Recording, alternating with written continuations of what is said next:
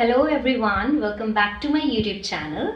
In today's video, I'm going to dive into very important terms which are very essential for you to understand if you're working with people coming from different cultural backgrounds. And these terms are cultural competence, cultural awareness, and cultural safety.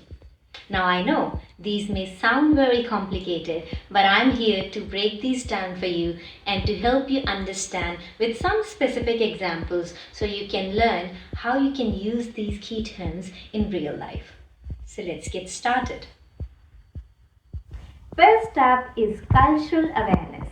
Now cultural awareness simply means you having an awareness and understanding that people are coming from different cultures, backgrounds, nationalities, religions, races, and these all contribute to the unique set of characteristics that we all possess. So cultural awareness means being aware that people will be different and being open to these differences. When I say being open to differences, that means being respectful towards these differences of different people. We do not want to be living in a world where every other person is just like us. That will be a disaster. So understanding and acknowledging that people are different, and it is important and very beautiful to have such differences around us. That's what is cultural awareness. For example, I may have an Indian colleague. Now, for this person coming from an Indian culture, the way of greeting would be through folding their hands and bowing down in order to greet someone, which is in contrast to the Western culture where people may be shaking hands. So this ensures that I'm being aware about the different way of greeting people for this particular culture people, and that would be for different cultures like Japanese culture, Chinese culture. Their ways of greeting would also be different. So this is about culture awareness, when you know and you're being aware that how people navigate their lives differently, how they have a different way of living because they're coming from different backgrounds. Second we have is cultural competence. Now this takes one step further. It's not enough just being culturally aware. Because if I'm aware, how am I using that information to facilitate a service which is culturally appropriate? So when I talk about someone who is culturally competent, that means this is a person who possesses the skills, the knowledge about how to interact with different cultural people. For example, if there's a nurse who has a patient coming from indigenous background, now, being a nurse, she may be aware about this person's culture, and that could be she being aware that they have certain spiritual beliefs, and these beliefs might guide their decisions around healthcare settings. So this person would then ensure how they interact with this particular client, and this might involve in their interacting with the families of this client, ensuring that the service that we're delivering is delivered in a way which is culturally appropriate. This is called cultural competence. A lot of organizations also deliver cultural competence trainings to people who can use this training to utilize, build, and have those skills which will help you foster your workplace relationship and interact with people in an effective way.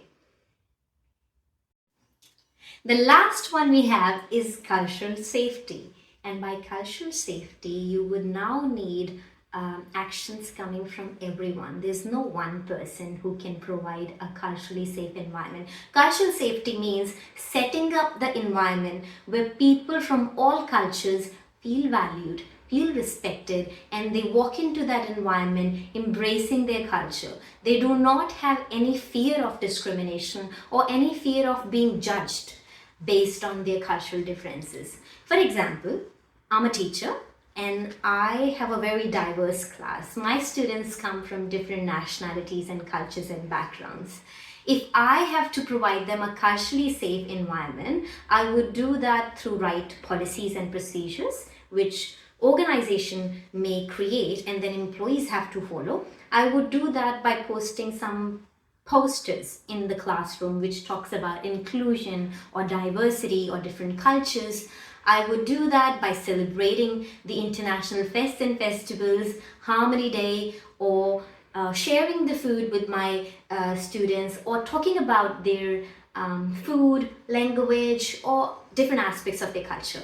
By doing that, what I'm doing is creating an environment which is a culturally safe environment where all students will feel included and they would feel like themselves, or they would not have an hesitation to be who they are when they enter into the classroom. Another example could be if I have a Muslim student or someone coming from Islamic background, providing a flexibility to this student to do their prayers 5 times, or providing a prayer room for this student would also be an example of setting up a culturally safe environment. So when you are providing culturally safe environment, this is not one person's job. This needs actions from everyone. So if I want to do that, I cannot solely do it on my own. I would need contribution from my students, from the management, and all the staff working for the college.